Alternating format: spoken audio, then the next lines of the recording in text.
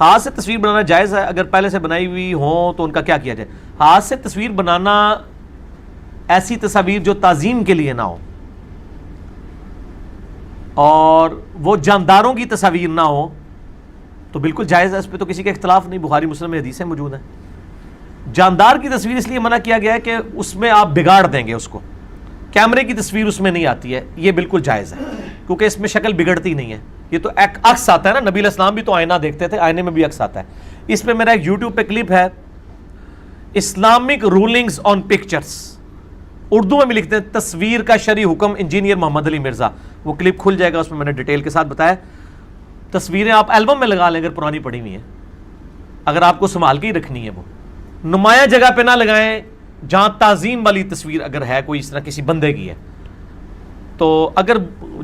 غیر جاندار چیزوں کی تصاویر ہیں تو وہ آپ مطلب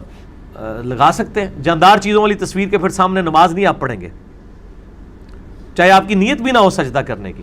چونکہ وہ مشابہت ہو جاتی ہے اس حوالے سے۔ اور مجھے اس پہ ایک لطیفہ یاد آ گیا، وہ میں ایک بہت بڑے اہل تشیع عالم کے پاس بیٹھا ہوا تھا، اب میں ان کا نام اس لیے نہیں لیتا کہ پبلک ان کے پیچھے پڑ جائے گی،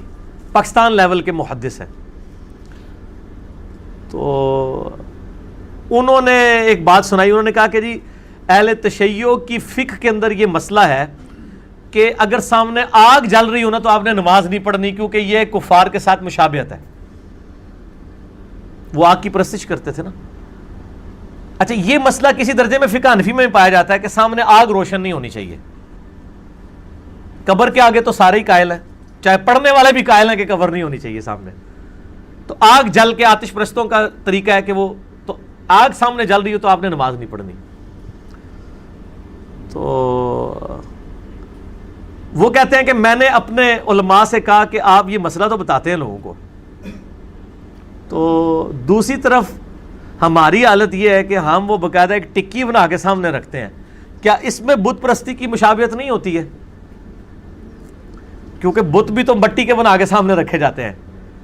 تو وہ آگ تو پرستش کے لیے نہیں ہے، لیکن آپ تقویٰ ہے، چلے فتویٰ نہیں ہم لگاتے لیکن تقویٰ تو ہے نا، کہ آپ ٹکی رکھنے کے بجائے ویسے مٹی کے اوپر سجدہ کریں یا چٹائی کے اوپر۔ میں تو بالکل اس کو ایگری کرتا ہوں، صحیح بخاری میں خمرہ کا ذکر موجود ہے کہ نبی علیہ السلام چٹائی کے اوپر سجدہ کرتے تھے، ان قالینوں کے اوپر صرف جواز ہے، بہتر یہ ہے کہ زمین پہ سجدہ ہونا چاہیے، زمین کی جنس کے اوپر، یہ افضل ہے۔ اور میں تو مجبوراً جو اماموں کے پیچھے نماز پڑھتا ہوں نا، وہی میں قالینوں پہ پڑھ رہا ہوتا ہوں، میں اپنی سنتیں جا کے ماربل کے اوپر ہی پڑھتا ہوں، پوری کوشش ہوتی ہے میری۔ گھر بھی جاتا ہوں تو میں مصلی جب اپنا بچھاتا ہوں تو میں مصلی پہ تھوڑا آگے کھڑا ہوتا ہوں تاکہ میرا جو سجدہ گاہ جو ہے نا وہ ماربل کے اوپر پڑے جا کے، میں تو پورا اہتمام کرتا ہوں الحمدللہ۔ تو یہ میں نے لطیفے کے طور پہ آپ کو ایک بات بتا دی کہ اس طرح وہ مشابہت والے معاملات